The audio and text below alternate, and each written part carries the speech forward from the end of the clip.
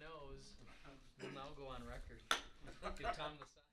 With that, on that note, call the Planning Commission meeting to order for here, December 11th, 2017. I'm Chairperson Mayor Zach Duick. We'll go around the room and introduce ourselves. Brian Aaron, Commission Member. Shane Burkhart, Commission Member. Todd Furkey, City Alderman. Scott Kellogg, Alderman. Go ahead. Go ahead. Oh, Scott Kellogg, Alderman. Lee Town Commission Member. Joe Terry, Secretary. Adam Tagan, Community Development Director. All right, thank you all for being here. I was going to share that our agenda does have an item related to Spires Riverview Hospital on it for a planned unit development. It was a request from them to be removed from the item for postponement until further meeting is scheduled, which we'll talk about meeting dates before the end of our meeting today. So we'll move on to item number 1 on our agenda is the approval of the reports from the November 6th, 2017 and November 20th, 2017 Planning Commission meetings. Commissioners, what are your wishes? Motion to approve. Motion by Furkey, is there a second? Second by Aaron. Any additions or corrections to the minutes? Hearing none, we'll move into a vote. All in favor signify by saying aye. Aye. Any opposed? The ayes have it. Item 2, maps and plats received, Thomas Weir, CSM. The applicant is requesting a certified survey map approval for the combination of 2 parcels into 1 new parcel and the dedication of property as public road right-of-way. The subject properties are located at 211 2 Mile Avenue and 3541 2nd Street South. Parcels 3413212 and 3413213. Adam, would you like to introduce that item? Sure, just a pretty standard combination of lots. However, when the CSM was compared against our official map, it was noted that 2 Mile Avenue, it needs to be a 40-foot, or I'm sorry, an 80-foot right-of-way. It's currently a 60-foot right-of-way, so that requires the 10-foot dedication on that particular street. In order to get that approved, it does require the Plan Commission to sign off on the CSM. Otherwise, it does meet all the requirements of our local codes and ordinances, so staff was in support of the CSM. What's on the second lot? Is there anything there now? No, completely vacant. Okay. Did they probably don't need a reason to do it, right? I mean, A lot of times it's either they just acquired it and they just want one tax bill, or they may be looking to put an accessory building on that vacant lot, and to do that, you have to combine them, because you have to have a primary building. good. Commissioners, entertain a motion on that item. All motion to approve. Motion by Burkhart, a second? Second? Second by Tao. Any further discussion? Seeing none, we'll move into a vote. All in favor signify by saying aye. Aye. Any opposed? The ayes have it. Okay, item 3-2B, there's no other plats, maps received. Item 3, action on Plan 170924, Community Development Department, zoning code amendment relating to sale of produce as a temporary use. This item was postponed at the November 6, 2017 meeting. Adam had just indicated before the meeting had started that the interested individual wasn't able to be here at our meeting this evening. Is that correct, Adam? Correct. Yeah, he emailed me just a few minutes ago saying he had a child care conflict, so was unable to make it tonight. But I don't know if the commission wants to discuss it in his absence or would like to postpone it to make it more available for him to be here. I'm open either way. I guess my preference is there's been time invested in it. We essentially have a 1 or 2 item agenda that we have to consider the item. I don't know if we necessarily, we had our public hearing already, I guess is the other point, that we involved public input at that time and there was no formal public hearing at this meeting. So my preference is that we ultimately discuss and perhaps take action on it if we can. Adam, you want to talk about your updated memo here to us? Certainly. I think most of you were here last month. If you were not, basically the discussion was, at least if I were to summarize the discussion, I think what I heard was a lot of people were on the fence on whether or not we want to allow these in a residential district. If we did want to allow them in a residential district, there was concerns on it being too loose and open-ended, and really trying to have some way of regulating or keeping an eye on these so they don't get out of control. So with that, I did some research, just verified what Marshfield and Stevens Point allowed. Their regulations are very similar to ours currently. They don't have specific exemptions or anything like that to allow sale of egg products in residential areas.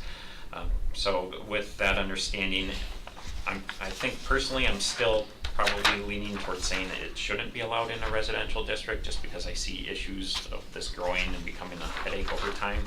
But if the commission would like to at least try it, I did, I guess, amend the language in working with city staff, including the city attorney. So really what we did is we added the letter E, which is the restrictions section, and then we added a duration. So the recommendation, if this is going to move forward, is basically that it not exceed more than 60 days in any calendar year. So it is a seasonal thing. It's not a, someone opens up on May 1st and runs all the way through December 1st. It's really intended to be for one crop, maybe two, during the course of the year.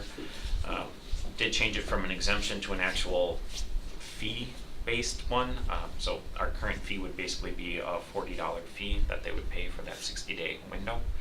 And then the other restrictions, basically the produce would have to be sold by a resident and grown on property owned by that resident. Excuse me, Adam, on that property? Or what if they have a different property? I did not state that it has to be on that property. So if they do happen to own either land out in the country that they're growing on, or a vacant lot somewhere else in the city that, or they're using the community garden, for example, that they would be able to sell that as long as they're the ones growing it. We did put in there, basically we don't want a commercial farmer to basically be growing things and just as an extra retail outlet, selling it from their home. The intent would be for a small scale person to be doing this, and if it is a commercial person who's selling it at that scale, they should either be going in the commercial districts or utilizing their other distribution routes. And then just tried to limit the size so the display doesn't become huge. Looked at 5% or 500 square feet. So basically it's just a small display area in the residential district. So again, I think, I know the city attorney is still opposed to it even with these restrictions. I'm on the fence. I would probably lean towards saying that it's not a good idea in residential. But if we do want to try it, we would recommend it with this language to try and tighten it up. Discussing commissioners. Joe? My primary concern is the ability for the city to actually enforce this. I think it would be challenging, if not impossible. That is one of the things that we generally talk about when we have restricting things, is how do we even go about enforcing this, and is Right. there even... Right, I think with a door open to allow it, it's either allow it or not, and enforcement, regardless of language, would be extremely challenging. Other thoughts, commissioners? So with this particular individual, and what we were discussing before was pumpkins on a honor system type purchase. And certainly that produce was not grown on that property. Again, this individual has property in Rudolph that also has acres and acres of strawberries too. So I'm just concerned that it's going to blend in from strawberry season into pumpkin season, stuff like that too. And we discussed the safety factor too before, especially right on Baker Drive. No parking there that I'm aware of. Yeah, no parking on Baker, but the side street would allow side parking street, a certain yeah. distance from It the. does say 60 days, but that, if they could run consecutively, then that would maybe cut that out too. The 60 days, that's just, if they were consecutive, you know. Yeah, and again, so it wasn't my intent to segue from strawberries to pumpkins, because pumpkins are more of a fall crop. Strawberries are June or early July. So that gap is probably longer than 60 days, certainly. But you know, how about one guy has the strawberries and the guy next door has the pumpkins? It's still just going to extend that window right in that same area. And I guess I'm with Adam too as far as the safety factor. there is plenty of commercial properties that already have the farm stands. I'm sympathetic with the youth wanting to be a small entrepreneur, but I think we actually have to look at it realistically too. It's not a lemonade stand where they're there for 3 hours in the afternoon, 2 days a week. This is gonna be, as far as that particular individual was on your honor system where it's open 24 hours a day, daylight and darkness, so I'm not real excited about approving this either. So. Scott? Doesn't it defeat the purpose too of the farmer's market? I mean, the people at the farmer's market, why are they at the farmer's market? They could sell produce right in front of their own home. I mean, if this person has produce, go to the farmer's market like everyone else. And so it's just like, well, we want to have a farmer's market. It's one of those things, so I appreciate your comments. Just one other thing too is that the recommendation is that produce shall not have been grown on a facility intended for commercial distribution and or sale of produce.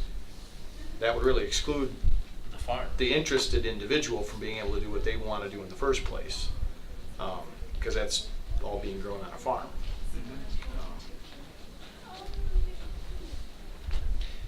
I have one down the street from me, and I thought, is there a scale or a scope where this is appropriate? And I think there could be a point where there's a scale that works, but it's rare.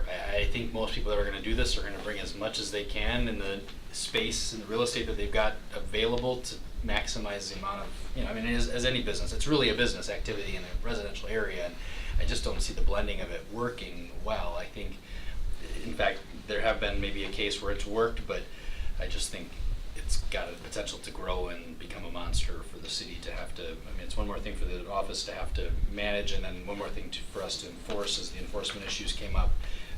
We've got a whole list of things where we can't enforce today just based on the capacity we've got, and I'm on the fence, but I'm definitely leaning to oppose it.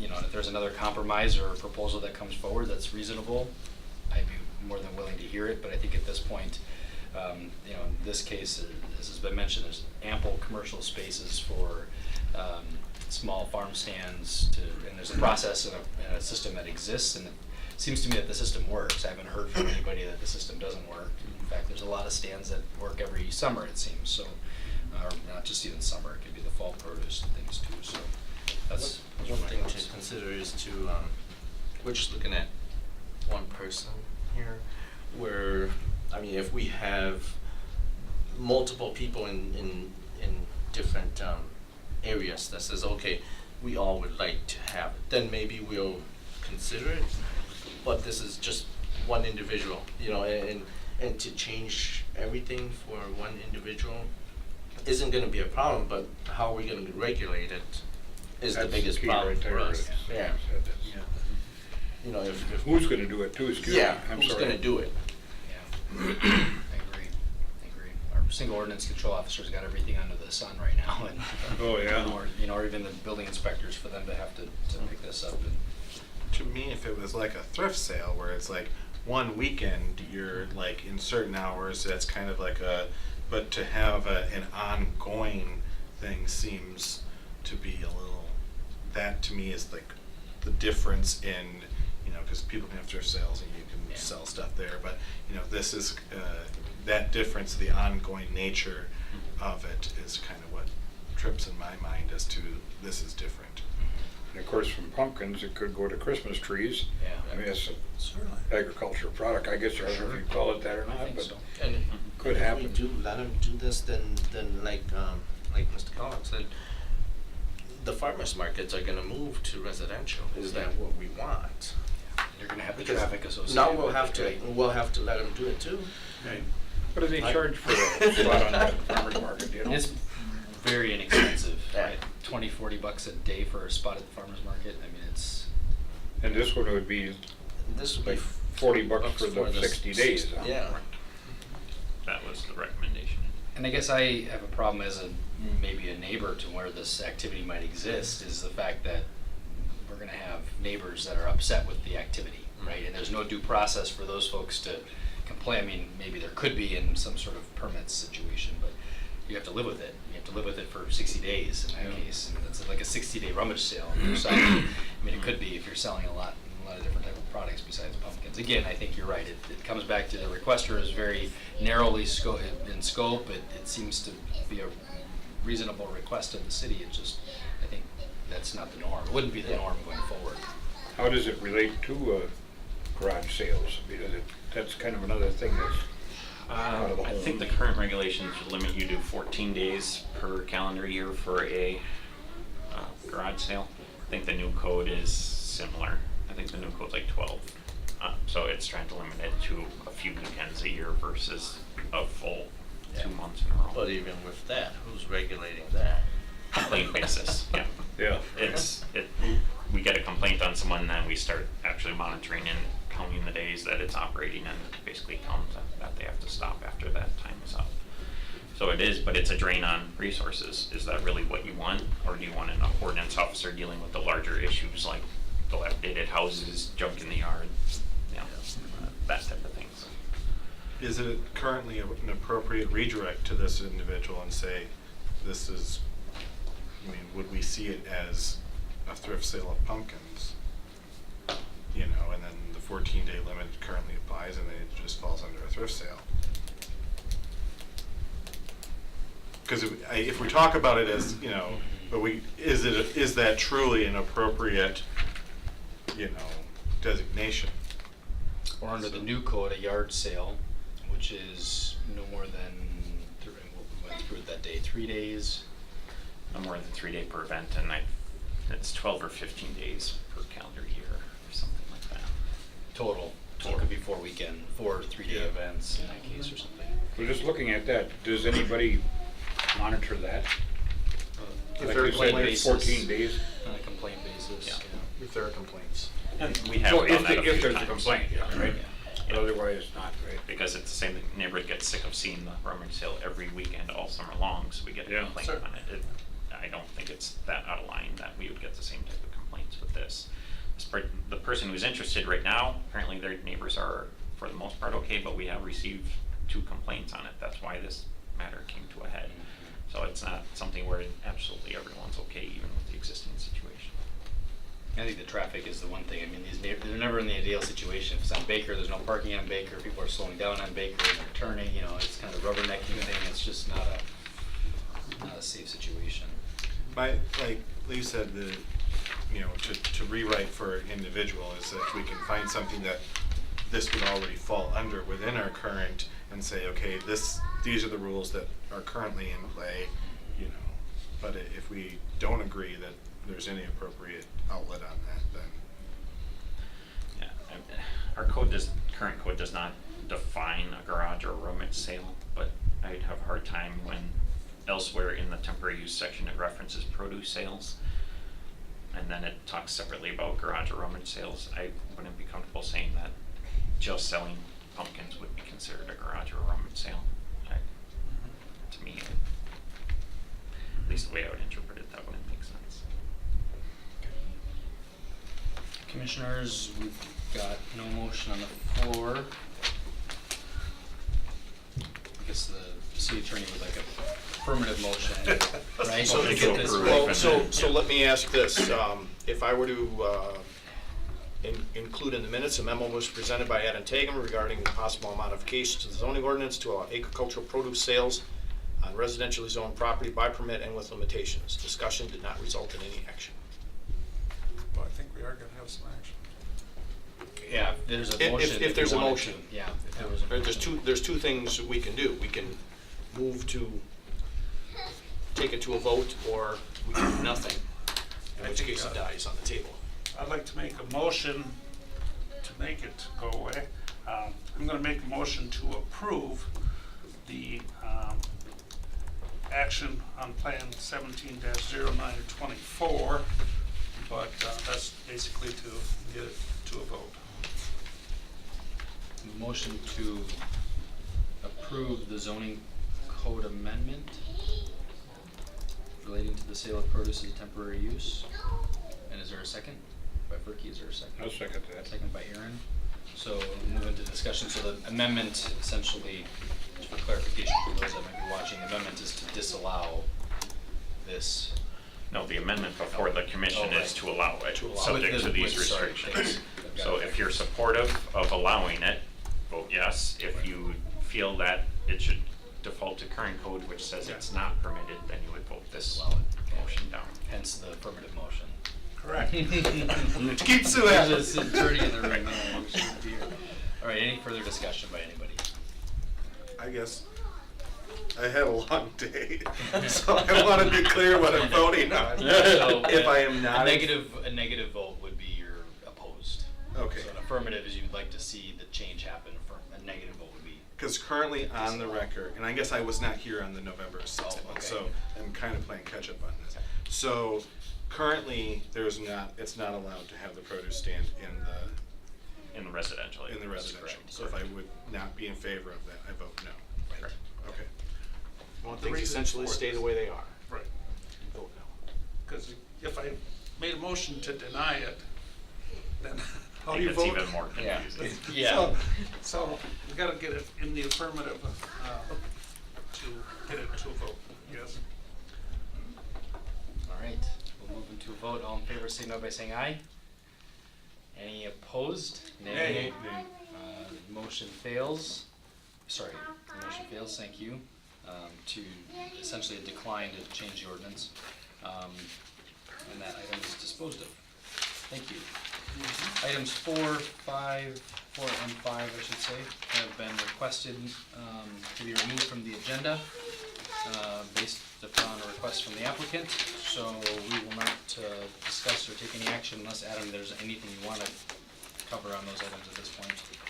No, they just requested it because there were some conditions in the staff report that they wanted additional time to discuss with the city to make sure everyone was on the same page and that they understood what they may be committing to. So we will be trying to do that between now and the January meetings so that they are comfortable with moving forward. So I guess the only thing I would ask is that we set the next meeting date so that it's clear and on the record on when, if neighbors are interested, they can next appear. Since it was an agenda item, is it appropriate to table the action plan until after the public hearing at a future scheduled date, or is it appropriate just to? Yeah, we could probably postpone, action item to postpone 4 and 5. I think that's appropriate. That way it shows in the minutes and then we've got the date reflected in there. So I'd entertain a motion to postpone 4 and 5.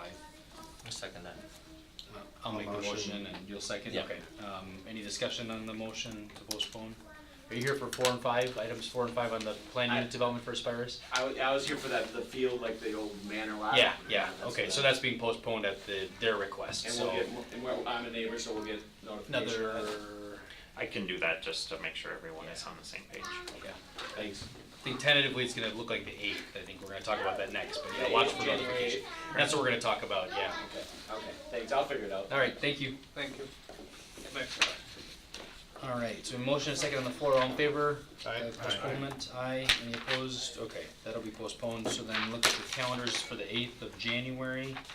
That is Monday after New Year's here.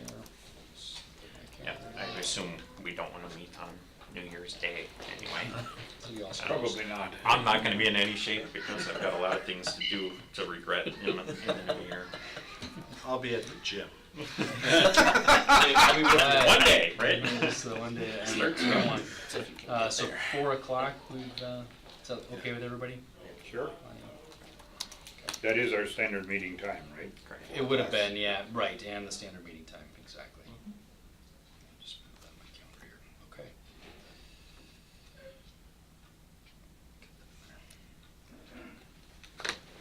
All right. Item 6 is adjournment. I entertain a motion. Oh, shit. A motion and a second. Second. All in favor? Aye. We stand adjourned.